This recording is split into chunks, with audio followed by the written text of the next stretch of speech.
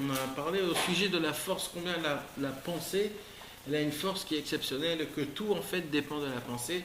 Et la vérité, la différence entre un juif et un goy, c'est par la pensée. C'est qu'un goy, tout ce qu'il fait, il fait pour soi-même ou alors pour son ego personnel. Et tout ce qu'un juif fait normalement, il le fait pour son Dieu, pour la Torah, pour les tzadikim. C'est-à-dire c'est un effet qui n'est pas à soi-même. Il n'y a pas d'ego. Maintenant, nous, on a parlé aussi avant quelque chose qui est important aussi pour comprendre cette Torah, c'est que Rabbeinu là, il nous dévoile que ne croyez pas que la pensée, elle pèse pas autant. La pensée, elle pèse autant, beaucoup plus que ce qu'on le croit. Et des fois, quand on pense négativement, le monde et la vie est fermé complètement. Et des fois, il y a des gens qui vont aller chercher, peut-être c'est à cause du mazal, peut-être j'ai fait quelque chose de mal à quelqu'un, peut-être il faut que je demande pardon à quelqu'un. Ils vont aller chercher très loin, mais ils ne comprennent pas qu'en vérité, l'unique problème, il est dans quelque chose qui est le plus simple, c'est la pensée de l'homme. Comment il pense. Alors on va commencer à lire qu'est-ce qu'il nous dit là, Rabbeinu, à ce sujet de cette Torah, et par rapport à ça, on verra comment on avance. Shemidgabrim al Adam, Marchavot, Raot, Veirurim. Quand un homme il voit sur soi-même qu'il y a une force spéciale, c'est-à-dire c'est pas quelque chose d'habituel, ça arrive d'un coup, une milchama, une guerre d'un coup, où il a des mauvaises pensées, ou alors des mauvaises irurim, c'est-à-dire il pense pas droitement, il a des mauvaises choses, il pense dans des mauvais plaisirs, des mauvais désirs.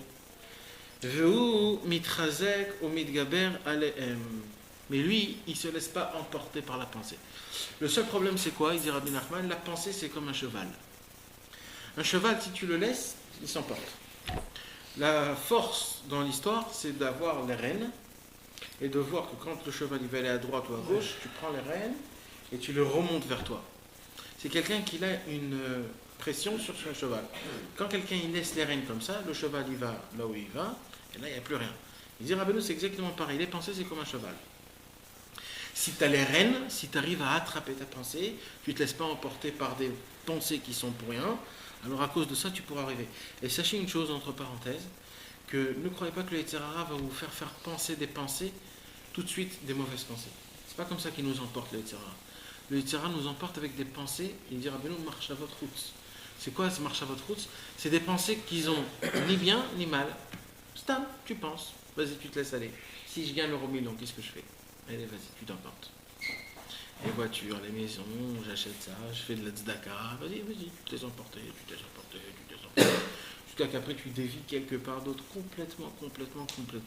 Rabbeinu dit les pensées, c'est Ya'alu Shamayim, Yerdu Teumot. Quand soi-disant tu montes, c'est jusqu'au ciel, mais quand tu descends, je suis jusqu'au plus profond qui puisse exister.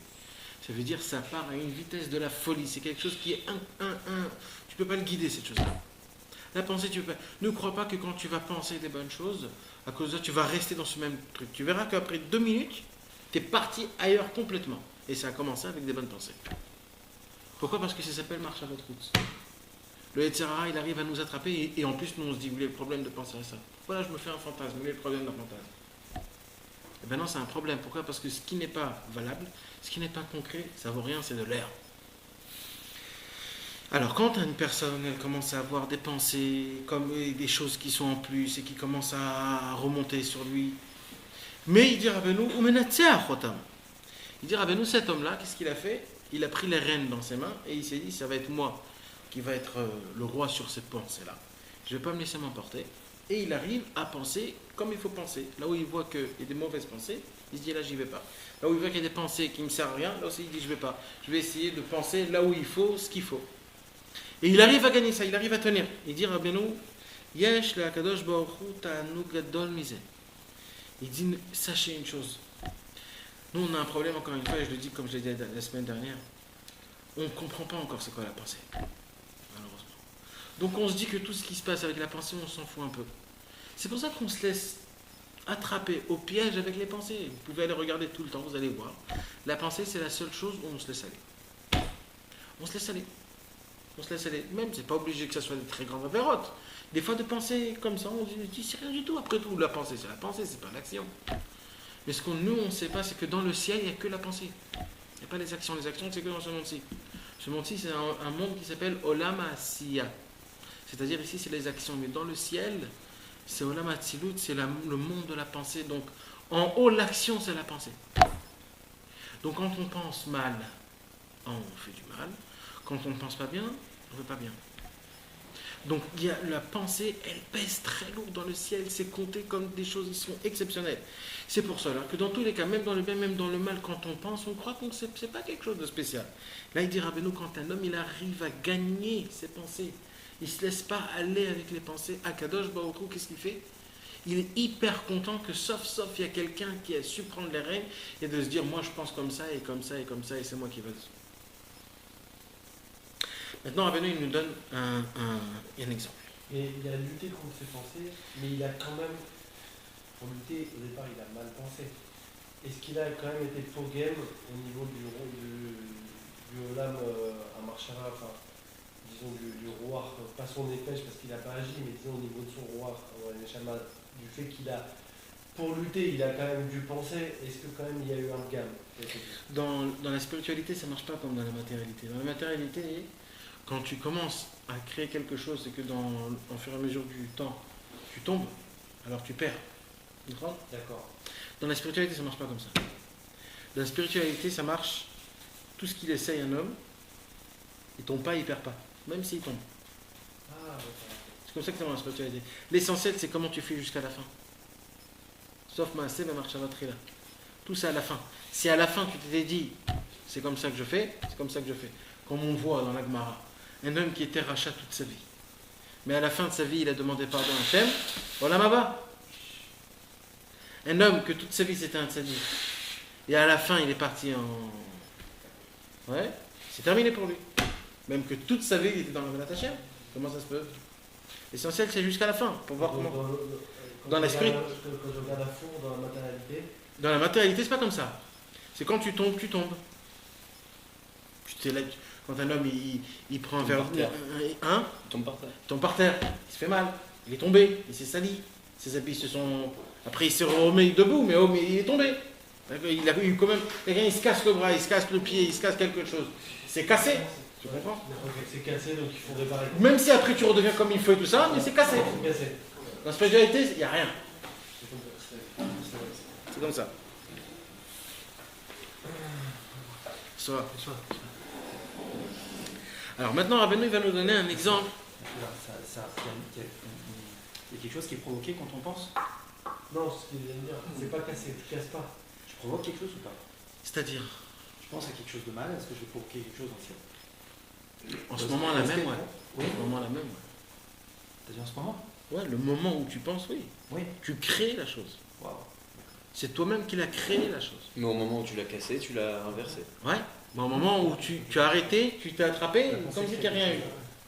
Et j'ai même lu il n'y a pas longtemps quelque chose de très très fort. C'était un très grand chidouche pour moi. Le Rabbeinu à Rizal, il nous explique, même le Rachaim Akadosh il explique en approfondissement, Sefer Abrid aussi il explique, sur le sujet de quand un homme et une femme ils sont ensemble pour amener un enfant. Alors d'après tous les livres, il y a écrit que comment en fait l'enfant il se conçut, c'est-à-dire comment il va être l'enfant, sa couche de cette peau, cette enveloppe. Quand un Neshama elle va descendre, un Neshama on ne bouge pas, un Neshama elle est telle quelle, c'est Akadosh Baruch Hu qu'il a choisi. Mais nous, avec notre pensée de l'homme et de la femme, on crée le corps, l'enveloppe. Comment l'enveloppe, elle va être? Si ça va être un corps paresseux, si ça va être un corps qui aura de l'effronterie de demander plein de belles choses et de bonnes choses, etc., etc., etc. Donc, par rapport à la pensée, un homme, il peut, comme quelqu'un un jour m'a dit, le cadeau le plus beau que tu peux donner à ton fils, c'est quand tu le conçus. C'est le cadeau le plus beau. Parce que c'est le vrai seul cadeau. Parce que tu lui apaises toute sa vie. C'est juste en étant un peu plus sain, un peu plus gardé, un peu plus... que pour lui, toute sa vie, elle sera beaucoup plus facile. Pour lui, tout va être plus facile. Ça va être pour lui... Rabbeinu dit des fois, même la Emouna. Des fois, on n'arrive pas à avoir de la Emouna. Pourquoi? Parce qu'on n'a pas été conçu comme il faut. Même la Emouna. En fait, t'influes sur l'attirance de ton corps pour l'état à votre. Ouais. Ou alors pour mon truc à moi, ça dépend quoi. Ça veut dire, est-ce que tu fais ça vraiment pour Dieu ou etc. On va pas rentrer dans les. Même Rabbeinu il dit dans ses Amidot carrément, si la maison elle est belle, ouais aussi. L'enfant il va être beau. avec, oui, il va être beau. Il est beau. Il parle de la beauté. Et Bekitsour, alors, alors, il y a un grand ridouche, donc ce qui est écrit dans tous les livres, c'est qu'en vérité, un homme, il construit son enfant par rapport à la pensée qu'il a eue avec sa femme. Maintenant, imaginez-vous, il y a quelqu'un il était avec sa femme et la Tahava l'a attrapé et il n'a pas pu laisser son cerveau, il n'a pas pu tenir les rênes et il s'est laissé aller. D'accord? Et de ça, il s'est conçu un bébé. Maintenant, ce bébé-là, ça veut dire il est créé, c'est du concret là, c'est maintenant, c'est un corps. Ça y est, c'est terminé l'histoire. C'est terminé, il n'y a plus rien à faire. Si sa femme elle a bien pensé, il y a quand même un ouais, mais viens, on dit que les deux, ils sont partis et ils se sont laissés aller. Ok, donc la chose, elle est encore faite. Tu peux plus rien faire. Ça y est, c'est sorti. Si un truc c'est sorti, c'est terminé. Ben, j'ai lu un grand chidouche. Le Rav Margaliot, c'est un grand sadique qui a écrit un pirouche sur le Zohar. Il dit comme ça. Et il se base d'après Rabbeinu. Il dit comme ça. Rabbeinu dit dans une autre Torah, un jour, Rabbi Nachman de Breslev, le mois de Elul, les Ashkenazim, dès Rosh Chodesh Elul, ils commencent à sonner du shofar. Pendant tout le mois, pour se rappeler qu'on va faire le shofar. Alors un jour, Rabbeinu, Rosh Chodesh Elul, il vient dans la choule, et quand il est rentré dans la choule, ils ont sonné du shofar. Et Rabbeinu, il a eu une peur exceptionnelle une crainte hyper forte du shofar. Il s'est rappelé d'un coup qu'il y a les Yamim Noraim qui va venir et il a eu une peur. Et en ce même moment-là, sa fille, qu'elle était à des kilomètres plus loin, elle a eu d'un coup une notion, comme quoi Rosh Chodesh Elul s'est rentrée, et elle a eu des frissons dans tout son corps. Alors sa fille, elle dit, je suis obligée de raconter ça à mon père. Elle est vite partie chez son père. Elle dit, papa, tu sais, ce matin, je me suis réveillée, j'ai eu des frissons dans tout mon corps, parce que je me suis rappelé que c'est les Yamim Noraim. Rabbeinu, il a dévoilé une Torah, comme quoi, des fois un homme, quand un papa il fait une chouva qui est énorme, il envoie cette chouva à ses enfants.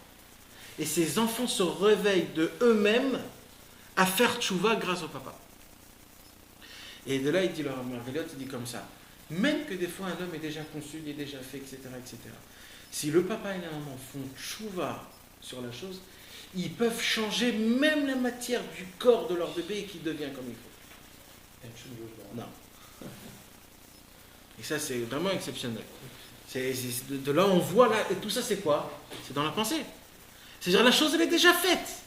Ton enfant, il a déjà 10 ans. Ça y est, c'est terminé, il n'y a plus rien à faire dans tout ça. Eh bien, il suffit qu'un homme, il a une pensée exceptionnelle de tchouva, mais vraiment, comme il dit Rabbeinu, il commence la Torah, imizke, sheyargish kev avonota vechata. Imizke. Il n'y a aucune Torah qui commence imizke.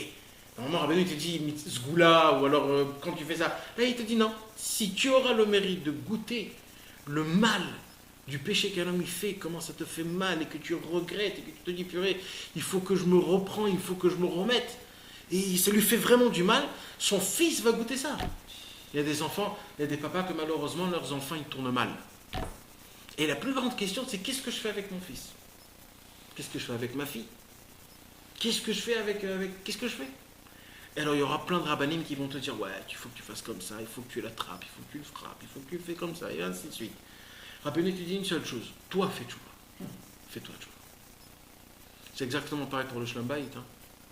Le Shlom Bayit, il y a des gens qui sont leur femme, ouais, ma femme elle est comme ça, elle est malade, elle est des trucs comme ça, et vas-y, etc. Qu'est-ce qu'on peut faire? Alors il y a plein de rabbinim, ils ont tous des recettes. Et tu fais ça, ça va marcher, tu fais ça, ça va marcher, comme si c'était quelque chose que tu appuies dans un marché, parce que tout. C'est pas comme ça du tout. Quand un homme il a un problème avec sa femme, c'est qu'en vérité il a un problème avec Dieu. Arrange ton problème avec Dieu, tu verras convaincre ta femme, ça sera pas rien du tout. C'est comme ça, Rabbeinu, c'est comme ça qu'il nous éduque. Tout revient toujours vers Dieu.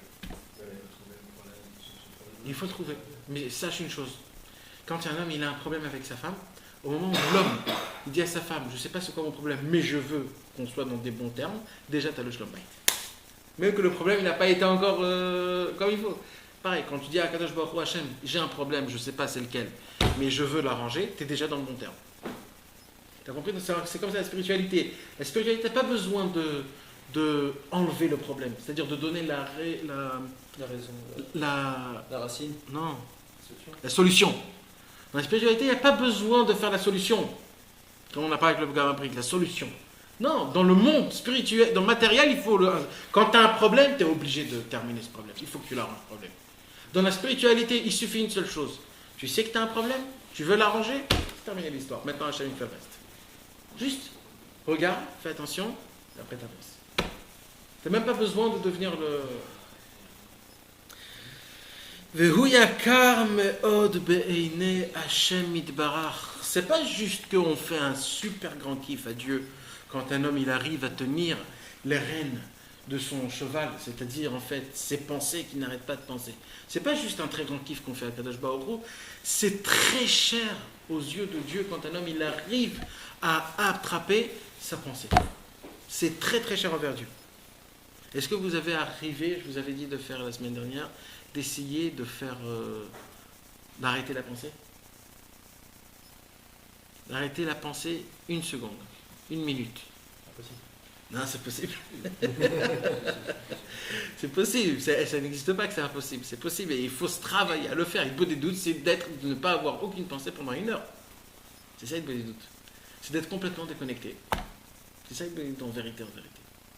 Donc c'est quoi en fait, Est-ce que Shiviti Hachem et Vitamide, tu peux t'aider par ça. Tu peux commencer à si t'aider tu par ça. commences à. C'est-à-dire que. Ouais, tu peux t'aider. Il y a des gens qui ont besoin de beaucoup de choses pour Est-ce que s'aider. c'est ça? Est-ce que c'est le but de moi? C'est-à-dire qu'en fait, tu penses à rien, mais Si. tu penses à Hachem. Ouais. Si tu vraiment, tu le dis doucement chez Vicky, tu essayes petit à petit, sans le combattre, mamage, comme si que tu t'envoles, comme si que tu pars et tu te laisses emporter par ces paroles. Tu te laisses emporter, tu le répètes, tu essayes de penser à ces paroles, de regarder le nom de Yud Kevavke, d'essayer de rentrer dans ce nom, de voir comment Dieu il est grand, de voir comme si le nom de Yud Kevavke c'est comme un feu énorme qui brûle. Quand tu penses à ces choses-là, tu peux arriver à un niveau où vraiment ta pensée elle commence à... Mais il faudrait le faire encore une fois, je vous répète, c'est important mes amis, d'essayer d'y penser, de voir juste le sujet de toutes les pensées qu'on pense. Parce que même ça, on ne fait même pas attention. D'essayer juste de s'y connaître. Combien de pensées j'ai pensé en 1 minute là? Combien il y a 60 000 par jour? De quoi? S'il n'y en a pas plus aujourd'hui avec tout ce qui se passe, plus le monde il évalue, plus ça n'arrête jamais. Il faut savoir s'arrêter, maman, il faut savoir s'arrêter. Si un rêve, c'est tous les 8 secondes on a un rêve. Tous les 8 secondes on a un rêve. Comme je l'ai dit là. Tous les 8 secondes on a un rêve. Et on se rappelle un maximum de 4 rêves dans la nuit. C'est les rêves qu'ils ont fait le plus... Mais à part ça, on n'arrive même pas à les tzadikim, ils savaient se rappeler de tout, parce qu'ils avaient ils savaient se tenir, ils avaient tout ce qu'il fallait. Mais nous, on n'arrive à rien faire. Nous, on rêve dans la journée, on ne sait même pas de quoi on rêve. Des fois, on te parle, et en plein milieu de la conversation, tu te dis, attends, mais de quoi je parlais là? Ça veut dire, on ne sait même pas jusqu'à où on y va, mais c'est flagrant, ça. C'est vraiment... Il faut savoir, un homme, vous savez, c'est quoi un homme? Encore une fois, je le dis tout le temps. Un homme, c'est pas son corps.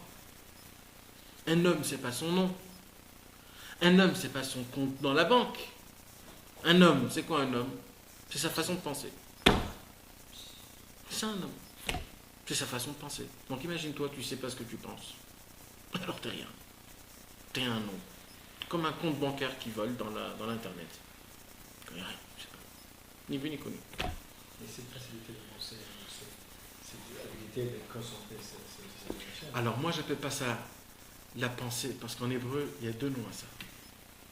Moi, j'appelle pas ça une pensée. C'est ce que j'appelle une illusion, le koach hamedame. Ça s'appelle le koach hamedame, ce qu'on a. Dans notre tête, notre cerveau, il ne fonctionne pas. Il fait juste une chose qui est très simple. Il prend un cas, et il te dit que ce cas, ça ressemble à ce cas, oui, non, alors c'est ici. Et pareil, c'est des analyses. On est des analysateurs. On a quelques critérions, quelques critères de façon dans notre vie qu'on sait, ça c'est bien, ça c'est pas très bien, ça j'ai pas trop aimé, ça j'ai kiffé. Et tout ce qui se passe, si tu le mets, est-ce que ça je vais le kiffer, je vais pas le kiffer, est-ce que ça ressemble à ça, c'est tout ce qu'on fait. On n'y pense pas. On ne pense pas. Pourquoi on étudie la Gemara? Parce que la Gemara, ça nous touche des points dans le cerveau qu'on n'utilise pas du tout. Ça nous les fait réveiller, ça nous les fait pomper. Et vas-y, commence à travailler, c'est un muscle que tu le grossis, tu le grossis. C'est pour ça que des fois tu vas étudier une Gemara, tu te dis, mais c'est quoi cette question là qui pose? Mais cette espèce d'abruti, c'est parce que c'est toi qui ne sais pas poser les questions, c'est pour ça qu'il faut comme ça poser les questions. Donc imaginez-vous quelqu'un que depuis tout petit étudie la Gemara. Son cerveau il commence à vivre d'après la Gemara comme il faut. Maintenant, toutes les questions qu'il va se poser, ce seraient des vraies bonnes questions. Et les questions qu'il va répondre, ce seraient des bonnes réponses. Pourquoi? Parce qu'il sait comment... Mais nous, notre problème, c'est que depuis tout petit, on a vu des films, et on a entendu des trucs, et des philosophies d'égoïsme, et des histoires de je ne sais pas qui, etc., etc. Donc notre cerveau, il est complètement... Il va dans tous les sens. Et le pire de tout, c'est qui notre maître et notre roi dans notre cerveau? C'est notre kiff. Ce qui me fait le plus kiffer, ce qui est le plus bon, ce qui est le plus... C'est ça que je vais faire. Et surtout que ça va très vite, le plus vite possible. Vas-y, le plus vite possible pour que je puisse faire en plus. Ça veut dire, t'as rien, tu kiffes rien, tu sens rien. On est devenu des bêtes, c'est une bête. On ne comprend plus rien, on ne ressent plus les choses. On ne ressent plus les choses. Comment Shlomo Amelech, il savait parler avec un arbre? Vous savez, le Malbim, vous avez entendu parler du Malbim? Le Malbim, c'était un chassid, c'était avant un tzaddik qui s'est rapproché à la chassidoute, qu'il a vu qu'avant les maskilim, c'était qui les maskilim? Les maskilim, c'était tous les gens qui étudiaient, qui ne croyaient pas dans la Torah orale. Alors ils ont commencé à prendre la Bible et à la lire sans aucune explication. Comme c'est écrit, c'est ce que ça veut dire. Maintenant, celui qui étudie comme ça la Bible, on peut l'appeler un épicorès. C'est quelqu'un qui est contre Dieu. Il peut dire Shema Israël, il est contre Dieu. Puisque la Torah, il faut l'étudier d'après ce que la Torah... Donc le Malbim, il a écrit un pirouge sur tout le Tanakh, un pirouge qui est exceptionnel, qui mélange toute la Torah chez Balbé, il te donne toutes les explications, etc., etc., etc. Maintenant, le Malbim, un jour, il a développé l'histoire de Iyov, Job. Job, il a eu des conversations avec 3 de ses amis. Ces 3 amis n'arrêtaient pas de le remettre en question. Et lui, il ne voulait pas se remettre en question. Parce que lui, il se disait, moi je suis bien dans l'histoire. Et après, et donc il avait plein de conversations entre eux. Et ça a été le plus dur pour lui. Pourquoi? Parce qu'après, il y a un 4e ami qui est venu, Elia. Ce 4e-là, il est venu, il lui a dit, mais tu sais, c'est pas toi qui dois te remettre en question. Toi t'es tzaddik, il a écrit au début de Iyov. Ish tzaddik. Si t'es un tzaddik, c'est pas toi qui dois te remettre en question. Donc tes vrais amis soi-disant, qu'est-ce qu'ils t'ont dit toujours? C'est qui le fautif? C'est toi. Donc quand tu dis que c'est toi le fautif, donc tu râles tout le temps. Comment ça se fait que tu es fautif puis je suis un tzaddik? Le 4e ami, il lui a dit non mon pote, c'est pas toi le fautif. C'est Dieu qui t'a fait ça. Maintenant ne te pose pas la question. C'est ça qui est venu. Maintenant essaye, ne te pose pas la question pourquoi, pose la question comment. Comment je dois m'arranger, comment j'ai des effets, c'est ça le concret, comment je combats, etc., etc. Et le Malbim, quand il explique toutes ces explications, c'est de la folie, comment il dit les choses, comment on voit, comment tout dépend en fait de la pensée, comme ce qu'on vient de dire là, qu'en fait tout ça, toute l'histoire de Iyov en fait, c'était dans la pensée. Tout le livre de Iyov, c'était une pensée, comment il pensait, comment il parlait, c'était ça en fait. C'était pas des effets qui se sont passés. Mais question pour revenir sur ce qu'on vient de dire, Rabbeinu nous donne un exemple. C'est quoi nos pensées? C'est quoi quand un homme y pense? C'est quoi quand un homme y fait ces choses-là? Kemachal, je vais vous donner un exemple. Il dit Rabbi Nachman, chez les grands rois, il y a un jeu. C'est quoi ce jeu? Ifamim beyoma de pagra, quand des fois il n'y a pas de jour de travail, c'est le jour de vacances, on va dire le dimanche, ou alors les jours fériés. Emanechim kamachayot, qu'est-ce qu'ils ont? Ils n'ont rien à faire. Alors qu'est-ce qu'ils font? Ils prennent 2 coqs et ils font un combat de coqs. Alors ils prennent 2 scorpions et vas-y, ils les mettent les scorpions, qu'est-ce qui va attraper l'autre? Ou alors ils mettent des serpents, qu'est-ce qui va bouffer l'autre? C'était des grands jeux et tous les rois pariaient, c'est qui va gagner, le coq, le scorpion, etc., etc. Vemomdim ou mistaklim. Maintenant ces 2 rois-là, ils regardent et tout leur kiff c'est quoi? C'est de regarder. Et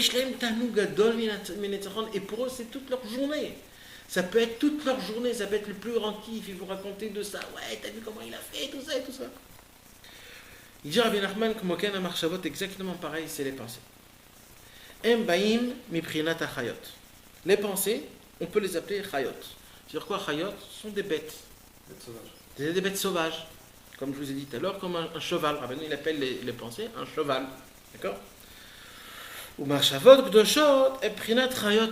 Maintenant, les pensées saintes, c'est aussi des bêtes. Mais c'est des bêtes qui sont saintes. C'est des vaches, c'est des agneaux. C'est des choses qui sont saintes, qui sont pures. Ou marchavot raot emprinat chayot meot. Maintenant, les mauvaises pensées, ce sont des bêtes qui ne sont pas pures. C'est quoi la différence entre une bête pure et une bête qui n'est pas pure, vous savez? Consommable ou non consommable? Exact, mais en eux-mêmes. Pourquoi elle est pure et pourquoi elle n'est pas pure? C'est un rapport avec cachère, pas cachère? C'est un rapport avec cachère, pas cachère ou rien à voir avec Non, je ne parle pas de ça, je parle dans la teva elle-même de la bête. Ouais, ça c'est dans les volatiles. Volatiles. Trépas? Non, elle le mange quand la bête est encore vivante. Dorès. Ça veut dire elle le tient et elle mange un lion par exemple, il mange une brebis quand elle est vivante. Donc c'est un rapport avec ce qui est... Ouais, c'est la méchanceté. C'est un rapport avec ce qui est cachère ou pas cachère? Oui, mais c'est... Pas dans le sens de la shrita, mais dans le sens des espèces. Ouais, mais c'est plus dans la bête elle-même, ça veut dire c'est quoi C'est pas que c'est la féroce ou pas. C'est exactement pareil, encore une fois. C'est ce que je pense à moi, voilà ce que je pense au deuxième. Il y a, comme je vous ai dit tout à l'heure, la différence entre un juif et un goy, c'est quoi?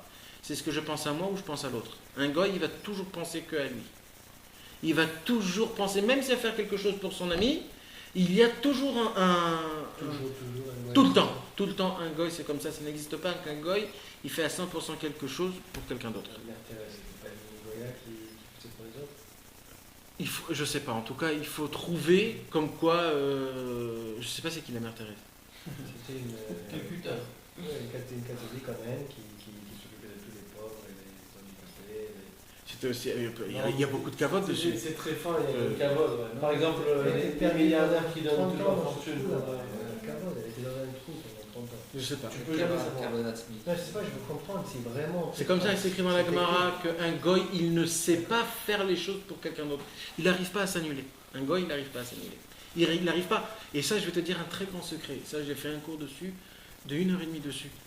Quand un goy, il est venu chez Hillel Azaken, chez Shammai, il a dit apprends-moi toute la Torah sur un seul pied.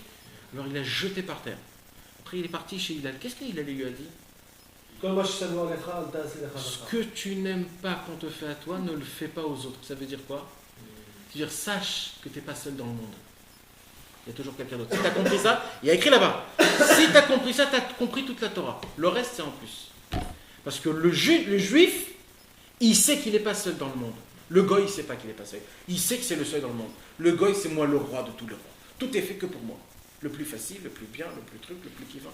Donc c'est comme ça. Donc les goy, dans tous les cas, il y a toujours quelque chose. C'est exactement pareil pour les bêtes. Une bête qui est pure, elle va faire du chesed avec ses amis, avec ses enfants. Ou avec, je ne sais pas qui, mais ça veut dire son entourage. Maintenant, un lion, par exemple, il peut dévorer même ses enfants s'il a faim.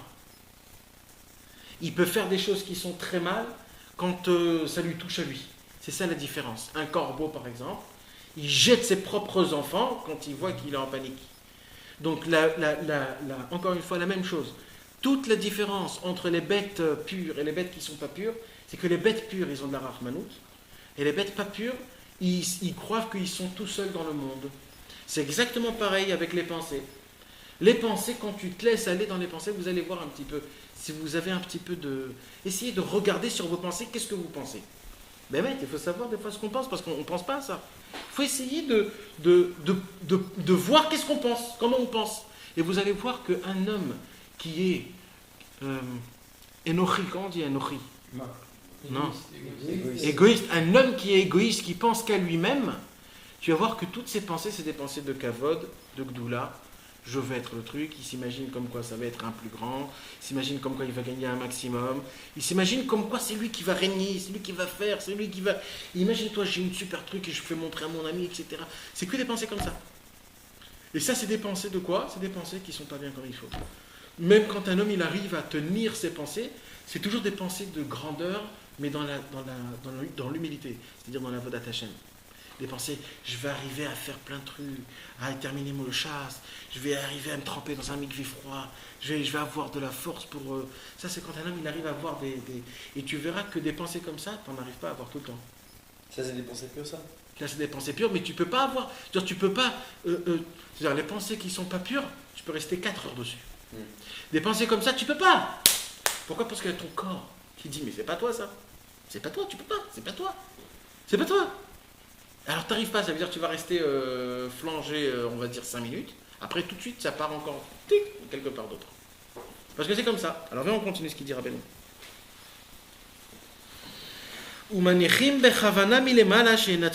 Maintenant, dans le ciel, mes amis, Akadosh Baruch Hu, il regarde dans notre tête le combat de coq qu'on a dans notre tête.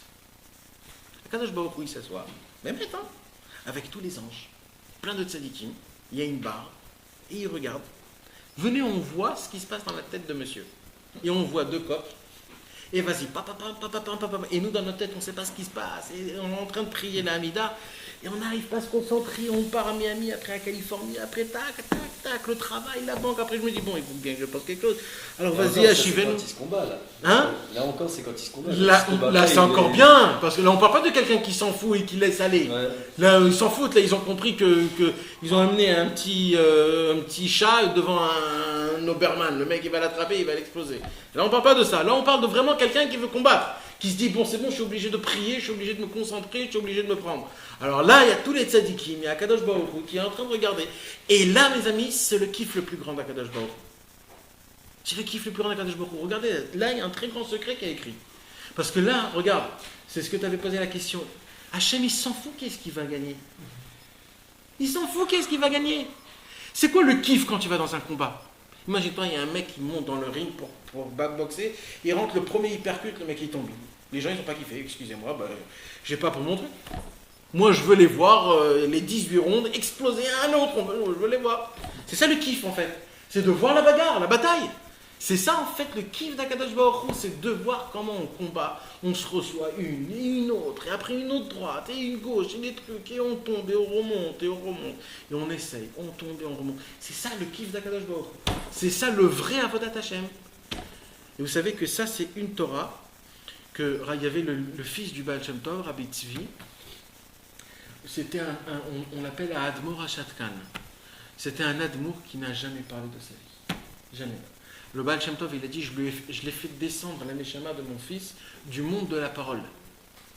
C'est pour cela que s'il parle d'une seule parole, le monde en entier, il s'abaisse devant lui. C'est pour ça qu'il se tait. Et jamais on l'a entendu parler, jamais, le fils du Baal Shem Tov. Un jour, il y avait un très grand mariage. Très grand mariage. De tous les tzadikim, avec tous les talmidim du Baal Shem Tov, il y avait donc le fils du Baal Shem Tov, et tous avant ils parlaient, tous les admorim ils parlaient, jusqu'à qu'ils sont arrivés autour du fils du Baal Shem Tov. Là ils lui ont dit c'est bon, ils ont tous parlé, tu vas pas faire le bleed, là tu es obligé, tu es obligé. Alors ils lui ont dit non, bon bah sauf il a parlé. Et qu'est-ce qu'il a parlé? Il a dit je vais vous dire, c'est quoi le plus grand kiff qu'Akadosh Baruch Hu il a de nous. Il a dit imaginez-vous, on monte dans la montagne la plus haute et la plus piquante, c'est-à-dire avec plein de pics, plein de rochers, et on prend l'âme juif et on la fait faire descendre comme le cire la Azazel, de tout en haut. Et il tombe, il s'éclate. Et Akadosh Baruch Hu, il regarde, il rigole jusqu'à qu'il arrive en bas. Et quand il arrive en bas, il dit il faut que je remonte, je suis obligé de remonter, je ne vais pas rester en bas. Et il remonte tout. Et on l'amène jusqu'en haut, et encore une fois, on le fait tomber, et il tombe. Et Akadosh Baruch Hu, il rigole. Et quand il arrive en bas, encore une fois, il se dit, je ne peux pas rester en bas, je suis obligé de remonter, et il remonte. Et il dit, c'est ça le kiff d'Akadosh Baruch Hu, quand il voit qu'un juif, il tombe de tous ses états, c'est lui-même qui se fait faire tomber. Et il s'éclate, il gît du sang de tous les côtés. Mais à la fin du compte, quand il arrive tout en bas, il se dit, c'est pas là où j'habite. Je ne peux pas rester là, même si j'ai envie, je ne peux pas rester là. Donc je suis obligé de remonter. Alors je vais remonter. Et vas-y, il remonte. Et il retombe. Et il remonte. Et il retombe. Et bien c'est ça le kiff d'Akadosh Baruch Hu. C'est exactement ici ce qu'il dit. C'est comme un combat de coq. C'est un combat de coq. Alors c'est normal, c'est pensé pendant la Mida. Mais bien sûr que c'est normal, c'est plus que normal. Tu sais que même Rabbeinu, il avait dépensé dans la Mida. Rabbeinu, il a dit, quand je prie, j'ai Bilam qui vient. C'était pas dépensé de que tu crois, c'était Bilam. Bilam, tu sais c'était qui Bilam? C'était l'équivalent de Moshe Rabbeinu. Et ça c'est le Baal Shem Tov qui a dit. Sachez une chose, mes amis, que chaque pensée qui vient dans la sainteté, c'est pas pour t'embêter. Pas pour t'embêter. C'est des pensées qui ont besoin de tikkun. Alors comment ils sont réparés? Ils viennent dans ta Hamida, et toi quand la pensée elle vient chez toi dans ta Hamida, tu te dis non, il faut que je me concentre. Et dès que tu te concentres, tu as réparé cette pensée-là. C'est comme ça qu'on répare. et tu deviens un... Comment on dit? Quand on veut... Tu deviens non, tamiser de la farine. Trier. Quelqu'un qui trie, comment ça s'appelle le filtre. Le passoire. Tu deviens un filtre de Dieu. Tu filtres entre tout ce qui est bien et du mal. Par ta tête. Tu sais comment Rabbeinu il appelle le cerveau? Shloshah mechitzot prusot bifnei atav. Ces trois, on a Chorma Binadat. Le Chorma Binadat, ce sont des thèmes, comment tu as dit, des filtres. C'est des filtres et des filtres. Chaque pensée que tu as, c'est pas pour te faire tomber, mon ami. C'est pas pour te faire tomber. Toutes les pensées qu'un homme il a, même si c'est dans le niouf, Razvé Shalom, même si c'est dans l'argent, même si c'est dans les honneurs, c'est pas pour nous faire tomber. C'est pas nous-mêmes. C'est parce qu'Akadosh Baruch Hu, il sait que tu es un homme qu'on peut t'appuyer sur toi. Donc je vais t'envoyer 2-3 petits problèmes. Toi, tu vas essayer de te les attraper. Et quand tu vas les attraper, tu vas les faire gagner. Tout de suite, tu les remontes, il n'y a plus rien, c'est terminé. Tac, tac, et vas-y, encore un paquet, un paquet. Bien sûr, exactement.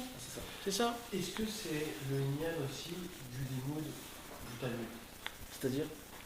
Parce que quand un juif étudie le Talmud, sa pensée, elle est occupée en permanence à étudier ce qui est Talmud, ce qui est Taor, ce qui est la femme qui est Asura, la femme qui est Mouna, ce qui est cachère, ce qui est pas cachère, c'est tout le temps en train de faire ce tri en fait. La pensée, quelqu'un qui étudie le Talmud, il est tout le temps.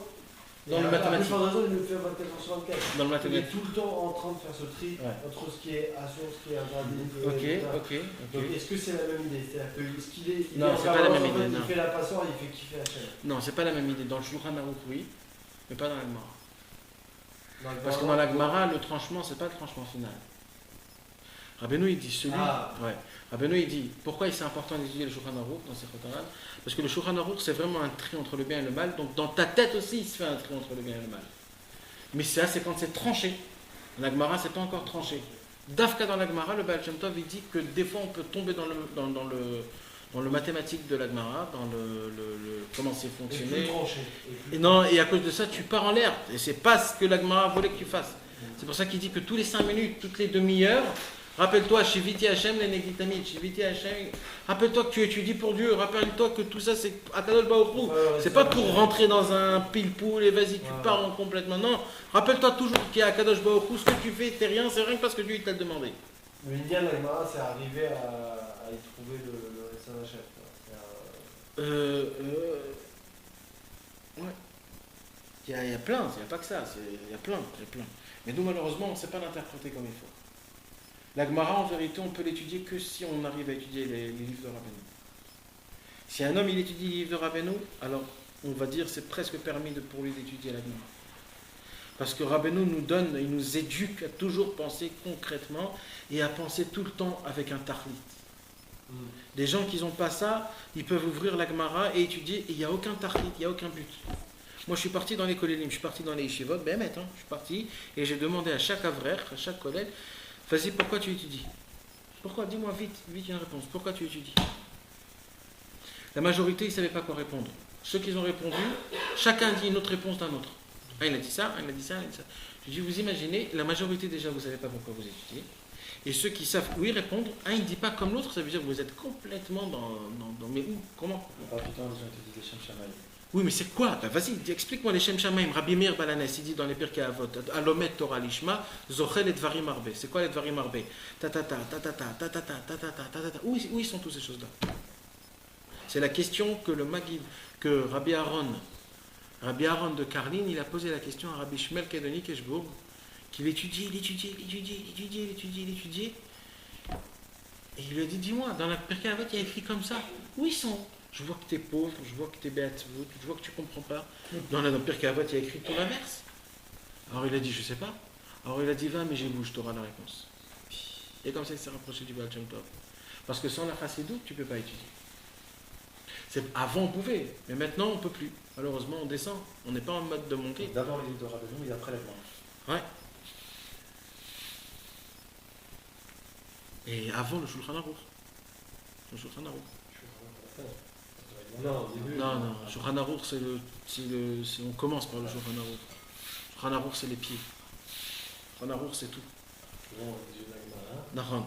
pour arriver arriver à voir comment. Ouais, mais si tu veux vraiment commencer, alors en vérité, ce qu'il faut commencer, il faut commencer par la Torah, de l'étudier bien comme il faut, Torah Nevim Ktuvim avec Rachid, bien comprendre exactement ce qu'il faut.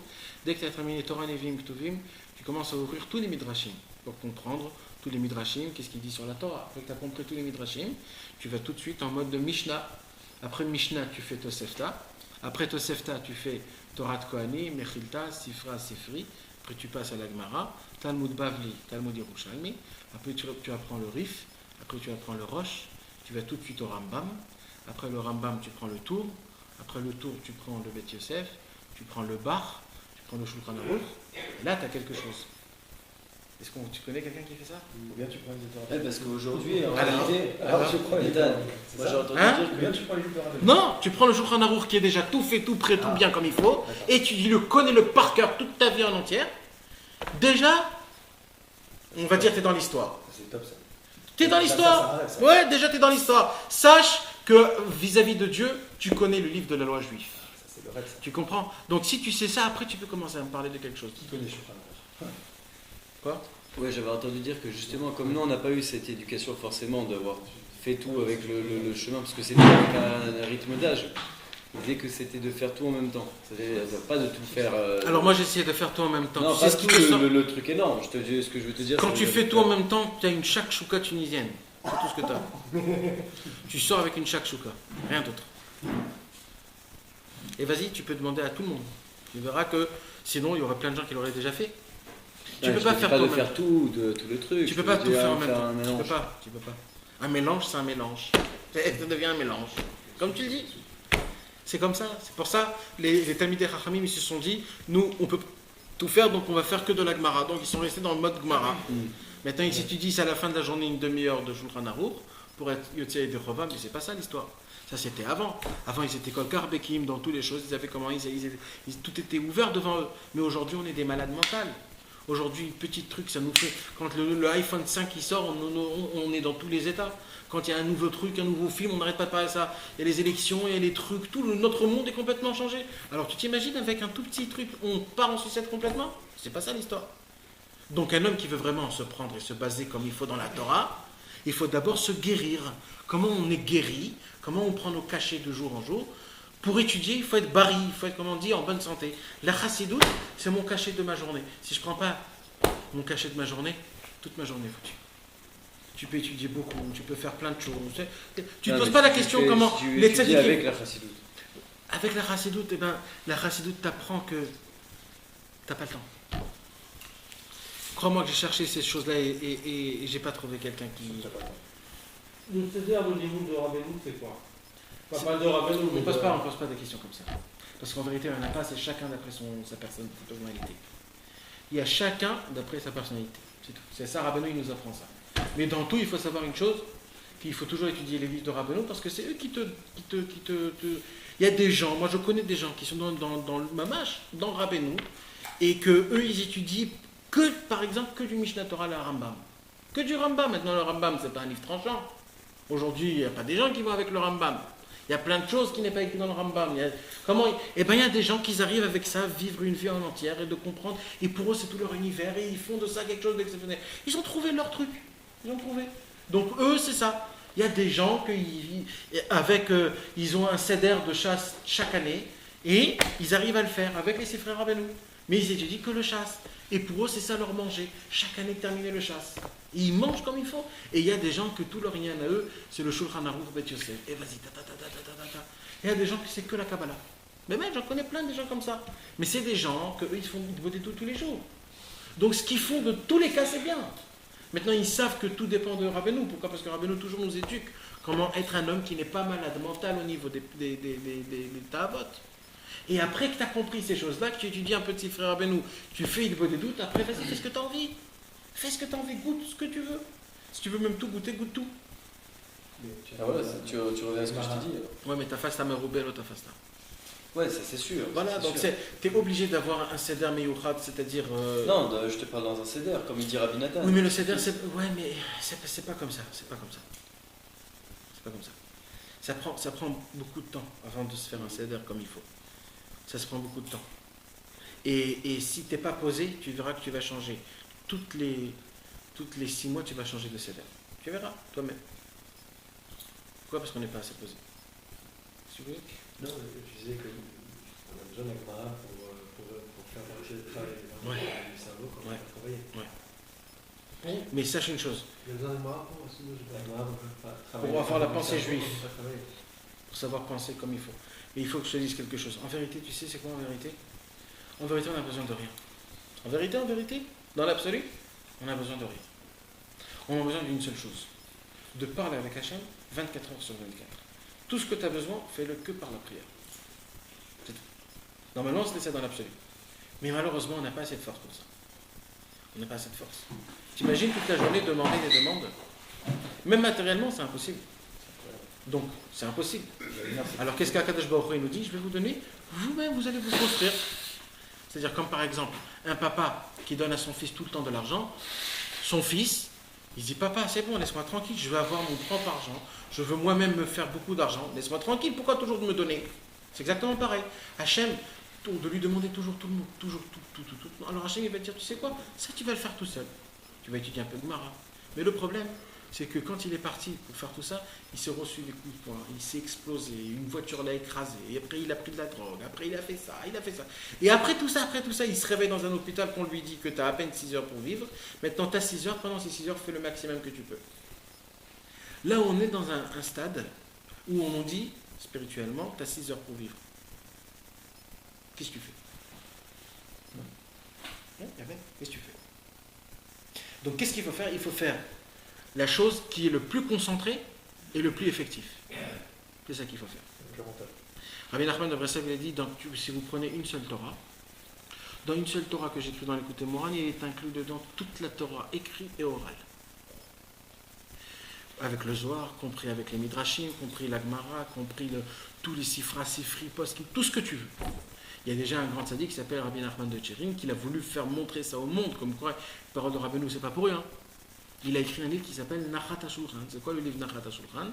Il a pris la première Torah du Likutei Moharan, la première, et il a fait montrer comment tout le Shulchan Aruch en entier parle de cette Torah. Tout. Il a commencé. Birkot HaShachar, Tzitzit, Tfilin, Netilat Yadayim Mesouda, tout. Nida, Shrita, tout des choses que tu te dis, mais il n'y a aucun rapport. Et bien avec une seule Torah, il a écrit un livre en entier qui fait montrer comme quoi tout le Shulchan Aruch, il parle de ça. Et il a dit, c'était juste pour vous faire montrer que ça existe, mais je peux faire la même chose avec le Zohar, je peux faire la même chose avec tout ça. Je vous fais montrer comment tout est dedans une seule Torah. Donc ça, en fait, c'est quoi? C'est pas juste une étude qui fonctionne dans notre cerveau, qui va nous faire... Ça, c'est direct dans la Neshama. C'est une injection. Tu sais, des fois, Chas v'Shalom, quand quelqu'un il meurt, alors il y a une injection qu'on met dans le cœur direct, c'est de l'adrénaline. Ça, écoutez-moi. Est-ce que c'est possible que le Seder de Limoud de chacun, il a à voir en fait avec le tikkun que cette personne en particulier, elle a à faire dans le Limoud Torah? Ça se peut, mais il faut beaucoup de prières. Parce que moi, par exemple, je te donne un exemple. Par exemple, il y a quelque chose dans la Gemara que je ressens, que je ne ressens pas forcément dans les autres types de Limoud. Et les jours où j'étudie pas la Gemara, il y a quelque chose qui... La Gemara, étudier la Gemara tous les jours, je sais qu'au final, c'est vrai que tu ne tranches pas, c'est difficile d'avoir la vision d'Alaha telle qu'elle est applicable, elle est décrite dans le Shulchan Aruch quand tu dis seulement la Gemara, mais quand tu fais la Gemara tous les jours, il y a une connexion qui t'établit, que quand tu ne le fais pas, je sais pas, tu ressens un vide, quoi. Il y a un vide qui se... Et c'est possible que je me dis, j'ai l'impression qu'il y a quelque chose d'un peu de surnaturel dans l'étude de la Gemara. Non, mais c'est certain, tout ce que je dis, c'est certain. La question, c'est est-ce que vraiment tu ressens ça, ou alors c'est un kiff. Parce que je te dis la vérité, d'étudier la Gemara, il n'y a pas un plus grand kiff que ça au monde. Non, c'est un quelqu'un, kiff, il sait vraiment étudier la Gemara. C'est un kiff, c'est sûr. Tu peux rester des heures et des années sur une seule souga, d'ouvrir les trucs c'est un kiff intellectuel, c'est certain. Donc des fois, c'est peut-être ton kiff. Je te parle pas de ça, parce que quand tu fais de la payomi, c'est pas vraiment ça, c'est pas le kiff. Tu vas pas rentrer dans les... Moi, je te parle plus d'une lumière que... Alors ça se peut, oui, ça se peut, pourquoi pas, ça se peut. Bien sûr. Mais toujours avec la prière. Journée, quoi. Ouais, toujours avec la prière. Toujours. Quand j'étais dans la yeshiva, moi, Alors nous, quand on était jeunes, facilement on tombe dans le mathématique de la Gemara. Et on aime faire des pilpolis, on aime en parler, on aime faire des... Des fois, ça sort un peu même du lishma. Et il y avait un grand tzaddik qui est venu nous parler et qui nous a dit que quand lui, il était jeune, c'est-à-dire il y a 100 ans,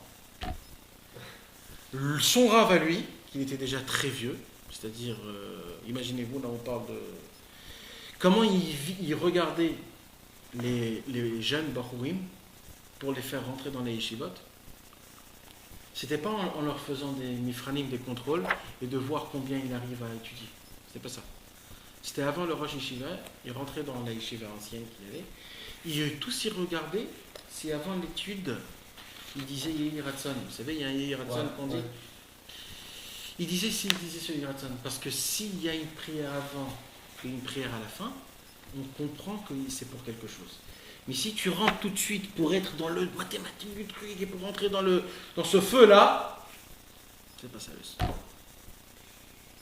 Tout dépend du Yehi Ratson. Comment. Vous savez qu'avant, il y avait des gens qui faisaient tchouva pour comprendre la Gemara. Avant, c'était comme ça. Il y a écrit dans le livre Sharetzion. Avant d'étudier, même le Ben Ishra, il est dans le Shem Rachamim. Avant d'étudier, il faut faire Hacham ou Bagan. Qu'est-ce que tu crois? C'est la Torah de Dieu. Tu rentres comme si tu es ici, tu es chez toi à la maison. C'est la Torah de Dieu. C'est la Torah de Dieu. Demande pardon et de la hanava et rentre comme si qu'on te dit tu es un invité. Ne crois pas que tu es chez toi ici. Quand un homme il étudie comme ça, moi j'ai rien à dire. Un truc, Nathan, ça relie un peu à ce que tu as dit tout à l'heure, que ça réparait des parties du cerveau. Il disait que justement, dès qu'il y a une question qu'on a, ça nous montre les gamines qu'on a eues. Et d'Avka, comme on voit le gamin, alors là on fait tchouva. Ça monte à tchouva. Le Rav Bentian Abba Shaul, comment il savait ses élèves s'ils étaient arrivés au niveau qui peuvent être des enseignants. Le Rav Bentian Abba Shaul, il étudiait, c'était une chita spéciale qu'il avait à lui, il étudiait la Gemara sans ouvrir aucun livre. Et il attendait les questions que ses élèves posaient. Si les élèves posaient la question du Tosfot, ou alors du Rashba ou du Ritva, ça veut dire qu'il avait une pensée comme il faut. Mais s'il posait une question que personne des Rishonim posait, c'est que cet homme-là, il n'était pas encore aiguisé. Ça veut dire, ça te fait faire... C'est-à-dire, le Rav Bentian Abba Shaul, il t'éduquait en étudiant la Gemara, en sachant comment poser les questions et quelles questions il faut poser. Et celle qui n'est pas dans le texte, c'est deviner, c'est comme une technique de dire. Parce que si le Rashba il a posé cette question, c'est que vraiment il faut poser cette question. Donc si toi tu te poses cette question, t'es bon dans l'histoire. C'est comme quelqu'un par exemple, il voit un film, et d'un coup après 1h30 du film, il dit c'est qui lui? Il dit c'est l'acteur, voilà, c'est l'acteur spécial. Le mec il n'a rien vu. Aujourd'hui ils inventent les questions. T'as compris? Donc ça veut dire en fait c'est ça l'histoire. Alors, venez, on continue. Donc, on a compris ce que Rabbeinu nous dit. Rabbeinu nous dit qu'en fait, toute l'histoire, c'est quoi? C'est le combat de coq, c'est-à-dire Akadosh Baruch Hu, son kiff à lui, comment on dit, son chachoua, sa préférence, son délice. Son kiff, c'est pas un bon mot pour Akadosh Baruch Hu, mais ça veut dire qu'il faut trouver un mot. Son plaisir énorme, exceptionnel à Akadosh Baruch Hu, c'est de voir le combat qu'on essaye de combattre. Quand on a des mauvaises pensées entre des bonnes pensées. Pourquoi ça ressemble aux bonnes bêtes et aux mauvaises bêtes. ומניחים בכוונה מלמעלה שינתחו זה עם זה, ויש לקדוש ברוך הוא תענוג גדול כשאדם מתגבר על החיות מאוד ומנצח אותם. הקדוש ברוך הוא il a un plaisir exceptionnel quand il voit que sauf c'est qui a gagné, c'est les bêtes qui sont pures. C'est-à-dire quand un homme à la fin du compte, il s'est dit moi j'attrape ma pensée. Il y a écrit dans le Kitzur Shulchan Aruch du Rav Gansfried comme ça. Il y a écrit que quand on fait la Hamida, alors, et ça je l'avais lu quand j'étais petit et j'avais pas compris. Il y a écrit quand il y a une mauvaise pensée qui rentre, attends qu'elle se termine et continue ta prière. Alors moi je me suis dit pourquoi attendre qu'elle se termine? Base là, ça y est, une mauvaise pensée, jette-la. Parce que j'ai vu que quand un homme il va la jeter, elle va revenir tout de suite après. Et vas-y encore, et ça devient un jeu. Et toute la prière, c'est un truc comme ça. Maintenant, quand tu la laisses la pensée, et tu dis je m'en fous de la pensée, je la laisse, et tu continues à lire comme si tu t'en fous de ce qu'il y a, tu verras qu'elle part toute seule. Et c'est Rabbeinu qui dit ça. Mais ça veut dire c'est un chidouche que même le Rav Gansfried, dans le Kitzur Shulchan Aruch, il te dit laisse-la. Et elle partira toute seule. Ne fais pas attention à elle. Et ça, c'est un ridouche. C'est dur, je tiens devant que je vois un peu. Une mauvaise pensée, elle rentre, on va l'entretenir. Quelque part, une mauvaise pensée, on va la laisser, on va l'entretenir. Non, ne l'entretien pas, c'est ça l'histoire. C'est laisse-la, Si ne fais pas attention à elle. tu essaies de la repousser, je crois que Rabbi Nachman dit comme ça, si tu essaies de la repousser, c'est comme quelqu'un qui court et qui regarde derrière lui en même temps. Tu vois? C'est-à-dire, ne fais pas attention à En elle. fait, c'est ne porte pas attention à elle. Ça veut pas dire C'est ça. laisse-la passer, genre profite d'elle. En fous-toi d'elle. Il est là pour qu'elle s'en aille. Voilà. Elle-même, elle va partir toute seule. Si tu continues à la regarder, au contraire, c'est là qu'elle devient pour la combattre. Tu vois. Pour la combattre. Maintenant, Rabbeinu, il nous donne le secret du siècle. Aklal, la règle, qu'est-ce qu'on fait avec nos pensées. Chez Ifshar, Beshum Ofen, Baolam, sous aucun prétexte, il y a une possibilité, chez Yushne Marshavot Beachad Beparamachat, qu'il y a deux pensées en une seule fois. Ça n'existe pas au monde. Un homme ne peut pas avoir deux pensées ensemble. Ça n'existe pas. C'est contre-humain. Ça n'existe pas. Alken, c'est pour cela, il dit Rabbi Nachman. Donc, si c'est comme ça que ça marche, Bekal Yecholin Egaresh Marshavot, en faciliter tout, très facilement, on peut enlever une mauvaise pensée. Quand tu as une pensée de quelque chose ou pas, pense au ping-pong, pense au tennis, pense au vélo, pense à une histoire. Quand un homme il a une mauvaise pensée, qu'il change sa pensée avec une autre chose. Rak Beshev Valtase. Il dit Rabbi Nachman, d'enlever une pensée, on peut la faire sans faire quelque chose pour. Juste ne fais pas. Ne fais pas, ne fais rien.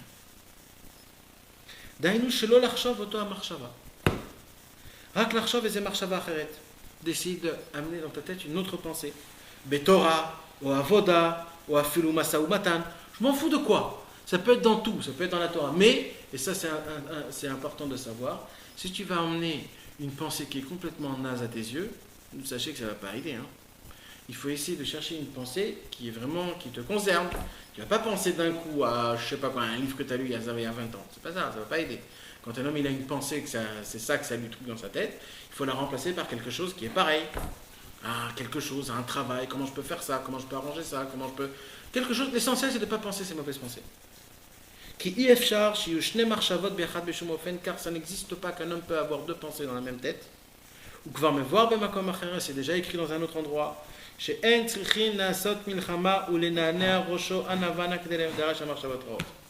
Avant, au temps du Baal Shem Tov, il y avait beaucoup cette guerre que quand ils avaient des mauvaises pensées, qu'est-ce qu'ils faisaient? Ils commençaient à bouger la tête. Ils croyaient qu'en bougeant leur tête, c'est comme ça que les mauvaises pensées, ils partaient. Ou alors ils faisaient comme ça, ou alors ils devenaient complètement fous. Ça devenait un truc. Rabbeinu il disait, quand vous faites ça, ça devient encore plus grave. Parce que tu emmènes, tu fais de ça quelque chose. C'est-à-dire une pensée, elle est quoi? Elle est rien. Quand tu la regardes, quand tu la fais attention à elle, tu la crées. Et là, ça devient quelque chose. Là, c'est toi-même qui la crée. Non, laisse-la comme si de rien n'était. Elle est venue, je m'en fous complètement. À cause de tous ces en regardant toujours derrière, est-ce qu'elle est là, ou alors en bougeant la tête, ou alors en essayant de faire des trucs, etc. Mitgabrimioter, à cause de ça, il y a encore plus de Aklebli, l'ajkir, alem, klal, de ne pas faire attention à toutes nos mauvaises pensées. Rak la sotet chelo, moi je continue à faire ce que j'ai à faire. Bamesheu osek, dans ce qu'il continue à faire, betora, otfila, omasa, omatan. Velebli, listakel, la chorafla, de ne jamais regarder derrière, est-ce qu'elle est encore là ou elle n'est pas là. Les deuxième email est installé, et grâce à ça, ça va partir. Il y avait une grande question que je me suis posée, quand par exemple un homme, il a envie de frapper des mains dans sa prière. D'accord? Rabbeinu, il veut qu'on frappe les mains dans sa prière. D'accord? Maintenant, je veux frapper des mains. Qu'est-ce qui va se passer quand je vais frapper des mains dans un endroit où personne ne frappe des mains? Je vais avoir de la gava. Je vais avoir de la gava, ils vont tous me regarder, et je ne vais pas pouvoir prier comme il faut. Ou alors, deuxième exemple, un homme il se réveille à Ratzot la nuit, il sort dehors et il va dans la forêt. C'est sûr et certain qu'il y a 2-3 personnes qui vont te regarder, ils vont voir, et ça revient sur soi-même. Ou alors tu te trempes au mikvé à 4h du matin, il y a des gens aussi qui se trompent à 4h et qui te voient et qui te disent et comment je vais faire, et les gens ils me regardent, c'est pas les Shem Shamaim, plein de trucs comme ça. Il y a plein de trucs comme ça qu'un homme il veut faire dans la Vodat Hashem et qui se dit, purée, ça va se connaître, je vais prendre de la gava, je vais prendre du kavod, ça va pas être pour Hashem. Eh bien, Behemet, les gens ils croient qu'à cause de ça, il faut arrêter de faire le travail. Là, Rabbeinu il dit comme ça. Les bli lashger halakem rak la sot etchelo. Ça, c'est une parole qu'il faut vraiment se la graver. Il dit, Rabbeinu, tout ce que toi, tu te dis dans ta tête, fais-le. La sot etchelo, rak la sot etchelo. Moi, je dois faire ce que je dois faire. Comme si que le monde n'existe pas. Le monde n'existe pas. C'est tout. Maintenant, ce qu'il faut se faire voir, est-ce que je l'ai fait au début, pour la personne, ou c'était pour moi et après c'est venu? Si d'abord je l'ai fait et après c'est venu les pensées, alors je m'en fous complètement. Mais pas je vais les faire parce qu'ils me regardent. Mais si je fais mon avodat Hashem, et en plein milieu de mon avodat Hashem, j'ai des mauvaises pensées, ça il ne faut pas du tout, il faut s'en foutre complètement. Parce que c'est rien. Encore une fois, rak la sot et chelo bamesho osek. Ce que tu fais, fais-le. N'aie peur de rien, dans le bon et dans le mal. Rak la sot et chelo bamesho osek. Betora, otfila, umasa umatan, c'est valable spirituellement et matériellement. Tu t'es dit que tu vas faire ça, tu le fais.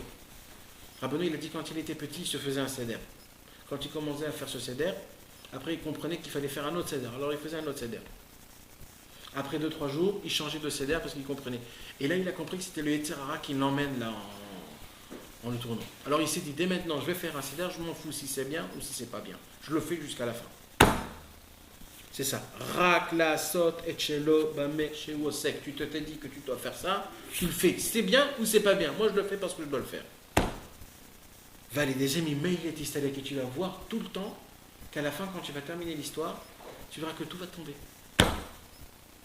Des fois, on se crée quelque chose, je vais faire ça, je vais faire ça, je vais faire ça, je vais faire ça. Au moment où tu es prêt à le faire, tout tombe. Et tu te dis, ouais, bon, c'est pas la peine, c'est pas aussi important, etc. Rabbeinu, il te dit, rak la santé de Chelo, continue, tu t'es dit que tu vas le faire, et tu vas voir que quand tu vas commencer à le faire, les problèmes vont partir de eux-mêmes. En fait, les problèmes, ils sont venus pour voir si vraiment tu te bascules ou pas. Quand un homme il arrive à faire montrer à tout le monde comme quoi rien ne peut le basculer, le Yetzer Hara, il part et tout est parti. Baruch Hashem, on a étudié notre Torah 233 qui parle de la force de la pensée. Comme quoi, Kadosh Baruch Hu, ce qu'il adore, c'est quand un homme il combat. Ça fait rien, qu'est-ce qu'il gagne. Mais l'essentiel, c'est s'il se combat. Celui qui arrive à gagner les mauvaises pensées. Dans le monde de la pensée. On ne doit pas chercher à combattre dans le Asiya. On part dans la tête là. On parle que dans la tête. Là, on ne parle pas dans le mal. On part dans la tête. Si un homme il arrive à se rester comme il faut, de garder les rênes. Comment on fait pour garder les rênes? Il dit Rabbeinu, il n'existe pas un homme qui peut penser deux pensées ensemble. Donc quand tu vois que tu as une mauvaise pensée, vite change-la. Et ne fais pas attention si elle revient, si elle ne revient pas. Tu verras que de elle-même, elle va partir. Que Dieu nous donne, Bezrat Hashem, ce pouvoir et cette force. Et la croyance, comme quoi j'ai la capacité de faire ce combattre-là. Et d'être intentionné à nos pensées, mes amis. Est-ce qu'il y a un rapport entre le fait qu'on ne puisse pas penser à deux choses en même temps et le fait que Hachem Echad ou Shmo Echad? Juste une question comme ça, tu vois. Est-ce que tu peux établir un lien entre ces deux idées ou il n'y a pas nécessairement à chercher? Je sais pas. Peut-être oui, peut-être non. Non, d'où ça vient en fait le fait qu'on ne puisse pas penser à deux choses en même temps? C'est vrai, c'est clair, mais... Je sais pas. C'est parce qu'on dépend du temps. Ah. On a du temps. Et on ne peut pas faire deux choses. Quand tu es là, tu n'es pas là. Ouais. Dans le temps et l'espace, c'est ça qui te fait faire comme homme. Ouais. Le matériel. Moi, je crois que c'est marqué comme ça qu'il n'y a que les anges qui peuvent faire deux choses en même temps. Et pas l'homme. L'homme, il peut faire qu'une seule chose. Non, mais un ange, il ne peut pas faire deux... Ouais, donc une seule mission, non, Une seule mission. Je suis pas dans les pensées. Peut-être. Il y a un jour quelqu'un qui m'a posé la question qu'il y avait le rabbi de Lubavitch qui a écrit, il écrivait 2 lettres en même temps, des 2 mains. Alors ça s'appelle quelque chose qui est 2 pensées en une seule fois. Je suis parti longtemps avec cette question-là jusqu'à que j'ai trouvé j'ai trouvé dans le Yahabetz. Le Yahabetz aussi, il écrivait 2 tchouvot à des grands tzadikim, ça c'est de la folie.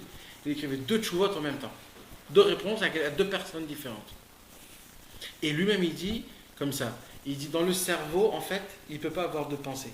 Mais le cerveau, il se découpe en tout petit, que c'est une seconde là, une seconde là, une seconde là, une seconde là, une seconde là, une seconde là, une seconde là. C'est comme ça que ça marche. Et c'est une vitesse de folie, comme les dessins animés. Les dessins animés, c'est plein de photos qui vont très vite, et tu crois que c'est... Eh bien, c'est une seconde là, et c'est comme ça qu'il écrivait. Donc, même ça, c'était pas... Donc, Rabbeinu, il reste à voir dans l'histoire, il n'existe pas 2 pensées en une seule fois. D'accord. Dieu vous bénisse. Toi aussi.